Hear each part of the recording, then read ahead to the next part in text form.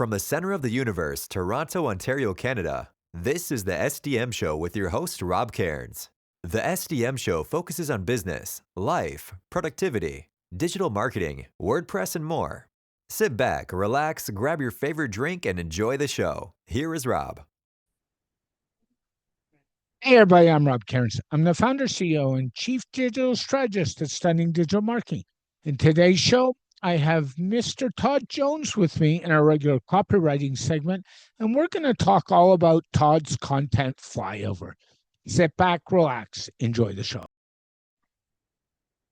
The SDM Show is brought to you by Stunning Digital Marketing, the digital marketing concierge that helps you put all your marketing pieces together. We are your marketing experts. We are also your WordPress security experts and know how to lock down a website and protect yourself from bad actors. So contact us at Stunning Digital Marketing today. Hey everybody, Rob Cairns here, and today I have Mr. Todd Jones with me, and we're going to talk all about copywriting. Hey Todd. Hey man, how's it going? Going well today. It's a typical time of this record a Monday. This will come out on a Monday. Life is peachy.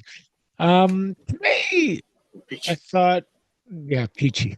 Today, as in Georgia peach, you know. Oh, those are good. The peach. Those are good. The peach state. I'm in Arkansas, so we get our share here. Yeah, I'm sure you do. Yeah, so and we have this mutual love for pro wrestling, and Gordon Sully used to sign off on the great peach state of Georgia. So long. Yes, that's why I dropped that in. Actually, yes, he was. Yeah. So today I don't live in Georgia, but I've been there. Yeah, it's all good. Those who don't know, Georgia was one of the hotbeds of wrestling before this monster called the WWE came along and kind of took over, right? We'll have to do a whole podcast episode about pro wrestling. Oh no, that's like hours. Forget it. Today I thought we'd talk about we can do 10. Yeah, your content flyover. So let's kind of dive in. What is the content flyover? Why did you produce it? And kind of where did it come from? So a while back. So what do you want to talk about? Okay, channeling my inner Cody Rose. So what do you want to talk about? The content flyover. So a while back, my friend Todd, not me, but another Todd Nelson, you've had on the podcast, said, "Hey man, I was wondering if you would do like he called it a content flyover. That's a pretty cool name. Bold with it, you know." And I had done things like this before. I called them message audit, whatever. This is basically an audit. So look, whenever we get audits for all kinds of reasons. You and Ryan would probably do a security audit for a website. Back in the day, people used to do SEO audits. I guess some people still do. They audit the SEO. Some will do conversion rate optimization audits, funnel audits, looking for gaps, looking for problems, low-hanging fruit that you can take care of immediately and get some traction. So a little bit about Todd. He's a online consultant, a community consultant, and one of the founders of the Community Consultants Collective, CCC. We just call it CCC. So I have to stop and think about what it stands for. The CCC, which I'm part of. So he's been doing this about 10 years. Those are some things I learned when I was doing this audit. It's basically an audit, but we called it content flyover. And it was the name came from him. I just took it and ran with it. But anyway, he'd been in the business about 10 years. So he had some content on his website, some good content, authoritative content. Because if you're going to do an online community, especially in certain spaces, he's likely one of the persons you're going to talk to. He would be at the top of that group. And and I know most of them in the space now. But Todd is one of those guys, been there, done that, done it for MarTech, B2B, and nonprofits. And a lot of them are enterprise level. Some of them are larger, that kind of thing. But he had some content, and he has carved out a space of authority in the space. So he wanted me to look at some content he had created, give him feedback. He initially said edit. I guess there's some editing to it. I didn't really like edit for grammar and all that kind of stuff. So I created this offer to serve him, but also with the idea that I could do this in the future for other people. So stop right there. Stop right there for a sec. So one of the things you did that's really smart, and my mentor Paul Toby used to say this, is create the content, create the idea, but don't move forward on the full idea until you have somebody who wants to buy that idea, which is exactly what you did. It happened at the same time, so I wasn't really purposely trying to do that. I mean, he came to me and said, I want to do this. I'm like, okay. And I thought to myself, if he wants to do this, then maybe somebody else would as well. And so in the past, I have done what I've called messaging audits, which is a very light version of this. Actually, a little bit different, but I have done it in the past, and I've done some for free, and I've done a couple for paid, not to the extent of this one. This was a little bit more robust. And I actually thought about doing a lighter version of this, and then maybe cranking this up a little bit, so having a more expensive version. But right now we have one. I'm not deviating with it right now. You get 10 or 15 of them, then I might start thinking about, okay, do I want to crank it up a little bit for a deeper one? Do I want to back it off for a little bit lighter for somebody's budget, whatever? But anyway, that's how this came about. So I wanted to do a few things, and the first thing I wanted to do, I set up a Google folder with a Google file drive folder for him. I'm sorry, I'm getting ahead of myself. And several folders in there, but he uploaded 5 pieces of long form content for me to look at. And some of them are pretty long. One of them was north of 4,000 words, whatnot. And so they were very long. And I thought, we've talked on the show about the remarkable framework idea. We have. So it's like, I want to analyze the content to make sure he's hitting remarkable content, according to my little standard that I have. And so, and in the process, I created a prompt to help me do that. So I could do it at scale if I needed to. And then the other thing I wanted to do was, there's 3 things. This is the second thing. This goes back to our last episode, the remix idea. So I wanted to look at those 5 pieces of content and see how he could remix those and put those in other channels. And then I created a prompt for that, which ultimately led to the Gemini gem, which I, will use sometimes now. So I did those 2 things for all 5 of those pieces of content. And it took a little bit of time, which is why the prompts helped, because by the way, I was pretty much using almost exclusively Gemini to run these prompts because it's a powerful for evaluating that type of thing. And not only that, you can pull in directly from the Google folder. I don't have to copy and paste anything in or anything like that. So yeah, Gemini makes that really easy. Yeah, everything was in the Google stack anyway. So it's just like you go in the when you go to upload something, it'll say, where do you want to go? You go to your computer, or you can go to Google folder, your Google Drive. Like you want a Google Drive, and I could upload it immediately. And I ran reports on all of them, and then we did summary reports, and there was a lot of reports actually because the reports were extensive.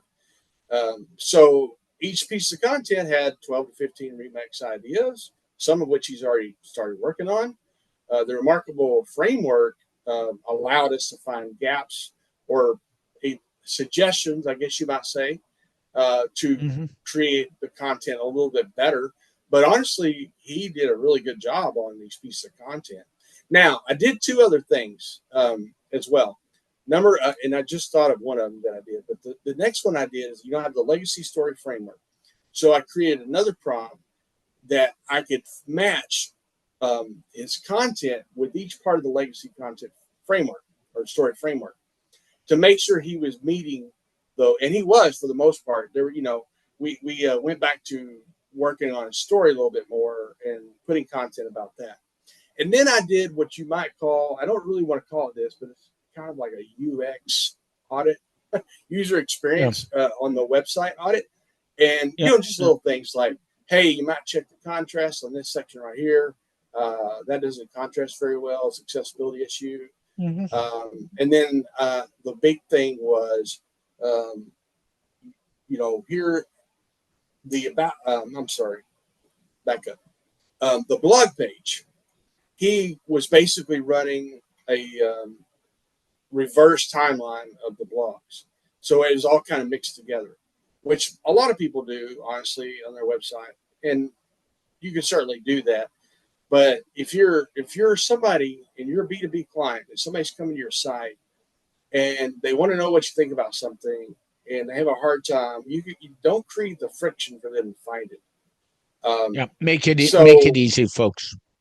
So for instance, and this is an example, if you go to Rob's website and you go to the podcast area, he's got a drop down, and we have he's archived me and Ryan and other people he's done that he regularly does articles with, and you can click that link and go directly to the archive of that page. So I said, hey, this is what I think you should do, because a lot of his content lately had been the podcast he does every other Friday. And good content, especially in the online community consulting industry, very good content. But it was kind of, it kind of stands in front of other written content he's created over the years.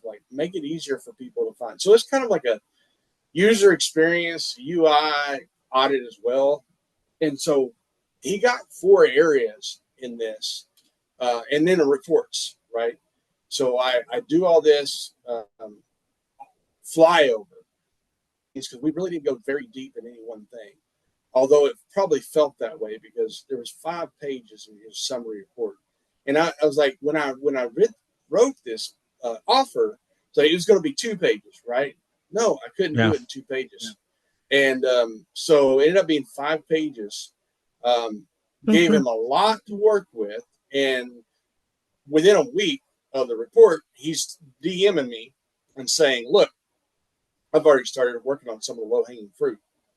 It's exactly what you want. You want somebody who maybe is stuck a little bit.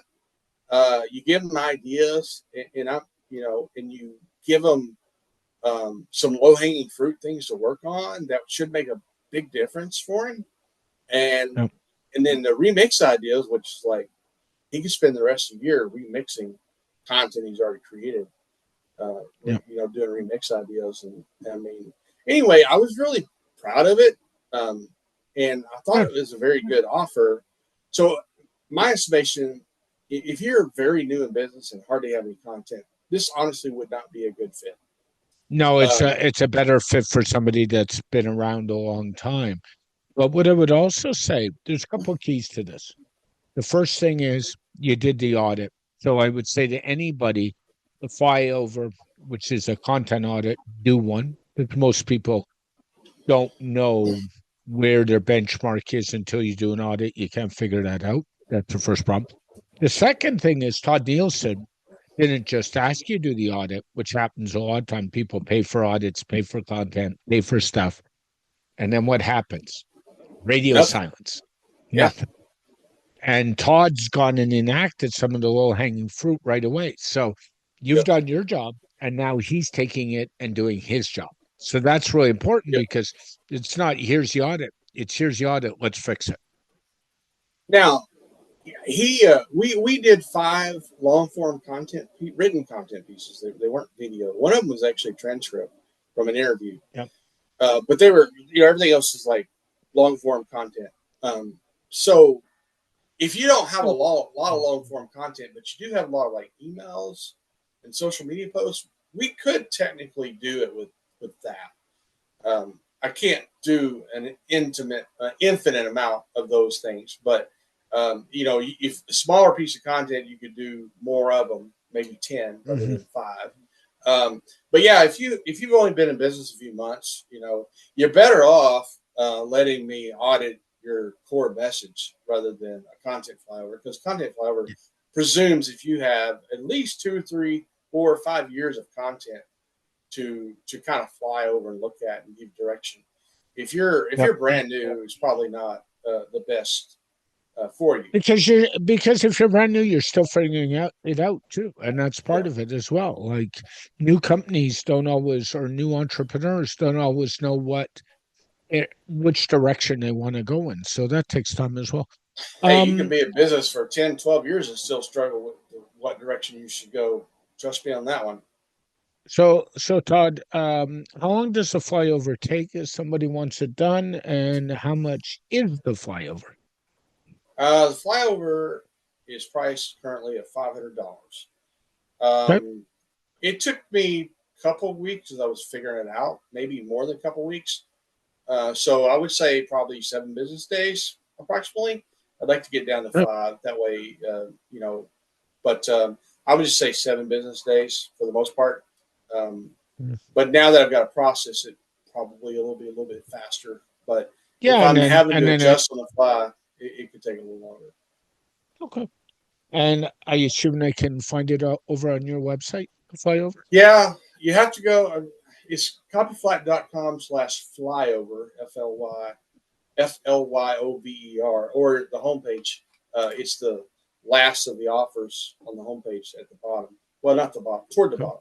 So you have big blocks on there. There's 2 offers at the top and then 1 at the bottom. That's toward the bottom is the content flyover.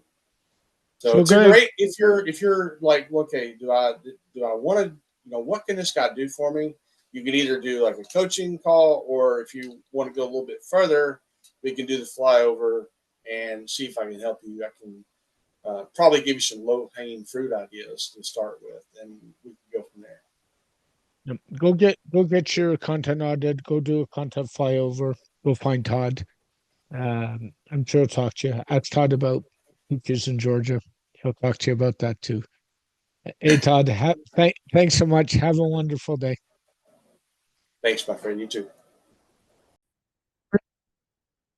This podcast has been brought to you by Stunning Digital Marketing, your digital marketing concierge to help the business owner put all his pieces together, whether it's email marketing, WordPress security, WordPress design and development, PPC, and more. Text Stunning Digital Marketing for all your digital marketing needs today. Very special thank you to Todd Jones for joining me on this edition of the SDM Show. The SDM Show is dedicated to my late father, Bruce Cairns. Dad, I miss you very much every day. My mother, Ann Cairns, who's still doing really well and is an inspiration. And of course, Tiz Maroney. And Tiz, I know I've said it, but thank you so much for all the inspiration you give me every day.